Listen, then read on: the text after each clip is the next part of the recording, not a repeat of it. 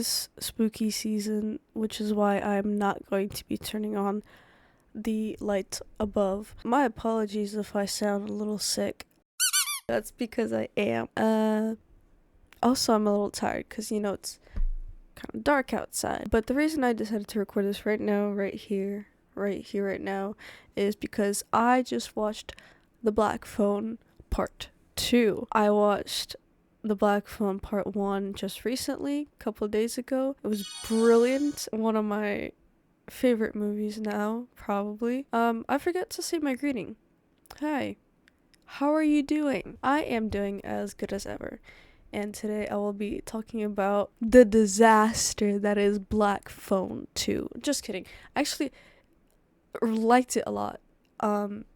Before watching it though, I did spoil quite a bit for myself by watching Moist Critical's video about it, because I am a fan of his, and I watched his review before I actually went to watch the movie, like a few hours before. And honestly, I feel like he made it out to seem worse than it actually was. I will be honest, he was right. It was unnecessary, and it was not as great as the first one whatsoever. The comparison he made was day and night, and the first movie was fantastic. The second one, nowhere near that.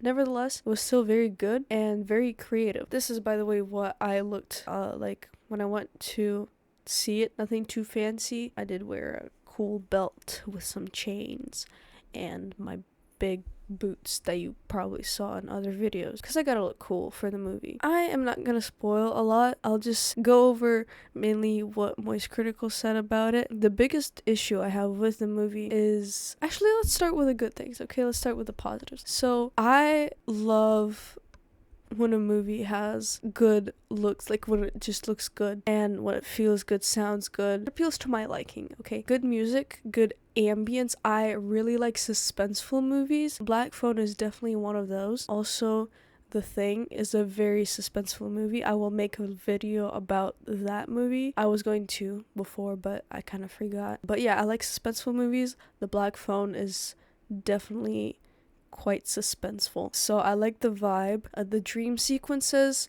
it kind of looks like what this kind of looks like right now. At least for me on my screen, it's a bit grainy. And the dreams, how you could tell that you were looking at the dream that Gwen had, is that it was grainy and the sound was a little bit slightly muffled, kind of. I just noticed this light behind me is like glaring. It's okay. The sound, music, everything was good. They played Pink Floyd. They played Another Brick in the Wall, and I had to text my friend. I was like, dude, they played Pink Floyd because that's like a band that he likes. And just other good songs. They mentioned Duran Duran, which I'm a big fan of too. Songs like Girls on Film, Invisible, Hungry Like the Wolf, and a few more. So yeah, good music, good visuals, very creative, I think. And also, before I was gonna watch the movie, if you've seen the first part, the grabber dies, and I still can't get over the silly name, the grabber. Like, I call him like the groper or the groomer, because if you know, you know. Oh, what was I saying? What was I saying? The grabber in the first movie, he dies, right? Finney, finally, And, the Black Phone is technically no longer there. Well, it's there. It's still in the basement of the old house, but it's not really relevant anymore. That place is abandoned. It has graffiti all over the walls. So how would it be incorporated? Because the movie is still called The Black Phone. It's not called The Grabber Resurrected or something.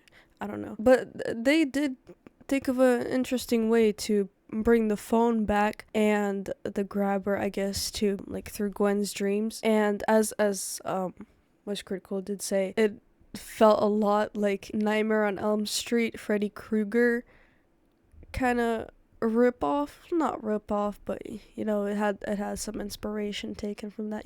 Nevertheless, it was good. I highly enjoyed that movie by itself, just standalone. It was great, apart from one thing that I'm gonna get to later. But if you compare it to the first part, not at all. It was not doesn't compare. The biggest issue that I had with the movie was the grabber and all of the killing scenes. Me and my brother, we felt bad for poor Wild Bill Hancock.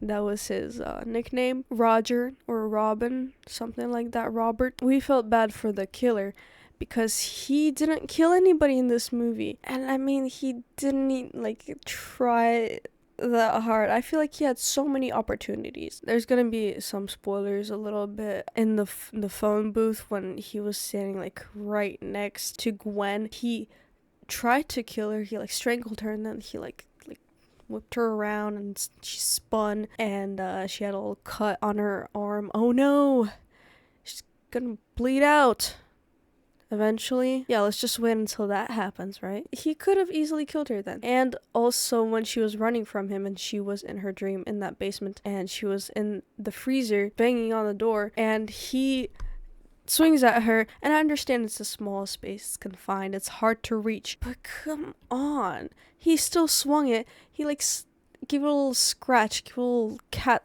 scratch, and she just ran away after that. And he looks at the camera like it's my fault.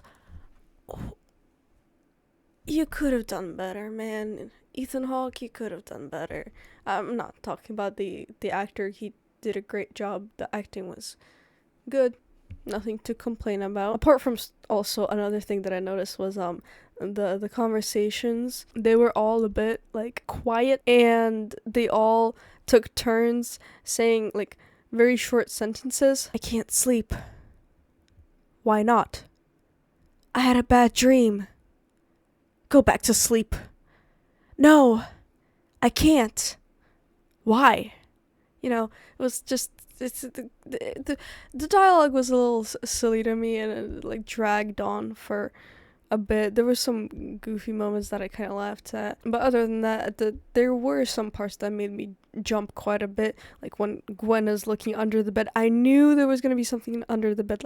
Obviously there's gonna be something under the bed, but still, that for some reason made me jump really bad. And so was the first movie. It also made me jump a little bit. In general, yeah, I don't want to repeat myself, but I wish this was kind of a more standalone movie and not a sequel to anything. I wish it was just its own thing, separate, or hear me out, if it just didn't exist. That would be also alright, I guess. Unfortunately, I do suspect that they're gonna make a third movie because the way they killed the bad guy in the end, it was kind of, there's no way he's dead, right? They just chopped at him a little bit with the axe, and then they beat his face a little, and then they threw him in the water, and he froze just like Jack Torrance, but he was already dead. So how do you think that would work?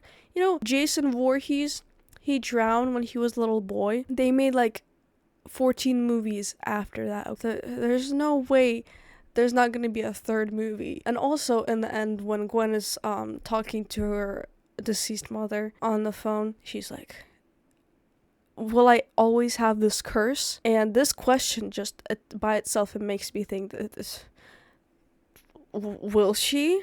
So they're probably going to make a third movie. Because they gotta milk the franchise. They gotta get as much out of it as they possibly can. They gotta get their grubby hands on all of the cash. So far, it has made some good profits. I think my brother said their budget was $3 million and they earned $2 million so far. Not bad. Of course, all the Black Mirror fans who saw the first movie, they're gonna watch the second movie, which I did, because I enjoyed the first one a lot.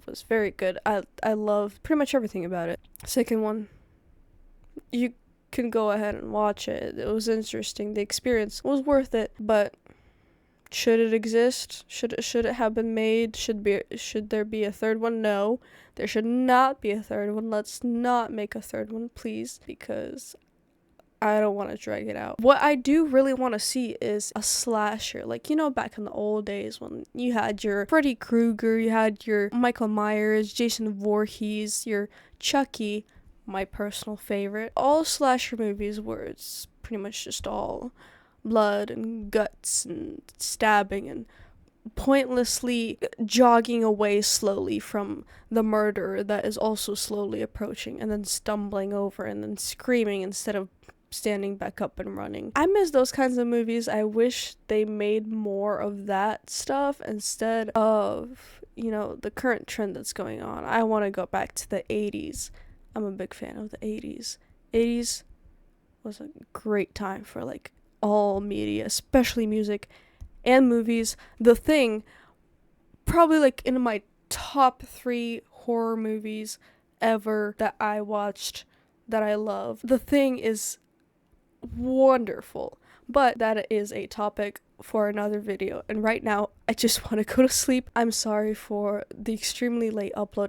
I'm not sure when I'm gonna edit this, because right after this I'm gonna go wash my face, brush my teeth, and hit the hay. Do I recommend Black Phone 2 part 2? Yes. If you watched the first one, you should watch the second one too. Tell me if you enjoy it.